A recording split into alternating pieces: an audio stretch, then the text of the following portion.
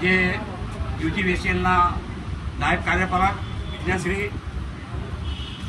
ઇજનેરશ્રી અને મોડાસા નગરપાલિકા વિસ્તારમાં જે લઘુમતી વિસ્તારમાં છેલ્લા દિવસોથી વારંવાર દિવસે અને રાત્રે અંધારપટ હોય વારંવાર વીજળીના જે ધાંધિયાઓમાં થયા છે અને ધાંધિયાની રજૂઆત કરવા માટે આજે નગરપાલિકાના સદસ્યશ્રીઓ, પૂર્વ સદસ્યશ્રીઓ, કોંગ્રેસ પક્ષના આગેવાનો અને કાર્યકર્તાઓ અને સમાજના આગેવાનો અને રહેવાસીઓ સાથે આજે એક આવેદનપત્ર આપ્યું છે. અને આ આવેદનપત્ર ફક્ત આવેદનપત્ર તરીકે નથી આપ્યું. જે રીતે વિસ્તારમાં જે રીતે દિવસે અને રાત્રે વારંવાર લાઇટ જાય છે, મોટી ઉંમરના અને બાળકો જે પરેશાન થાય છે, અને એના જ ભાગરૂપે જો ટૂંક સમયમાં આ વીજ તંત્રના અધિકારીઓ જો કુંભકર્ણની નિદ્રામાં રહીને જો કામ કરશે તો ના છૂટકે કોંગ્રેસ પક્ષે અહિંસક માર્ગનું આંદોલનની ફરજ પડશે.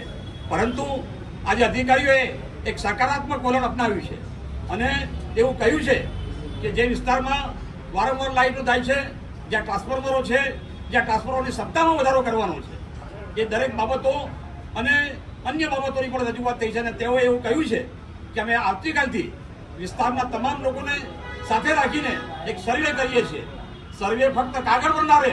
અમે તંત્રને આજે પણ ચીમકી આપીએ છીએ કે જો આપનો સર્વે ફક્ત કાગળ પર રહી અને 4-5 દિવસમાં આનું પરિણામ નહીં મળે તો યુજીવીસીએલના સામે અહિંસક માર્ગે અમારે જે પણ આંદોલન કરવાની ફરજ પડશે તે આપવાની અમારે કોંગ્રેસ પક્ષ દ્વારા ચોક્કસ એ રણનીતિ અમે બનાવી છે અને એના જ ભાગરૂપે આગળ વધીશું.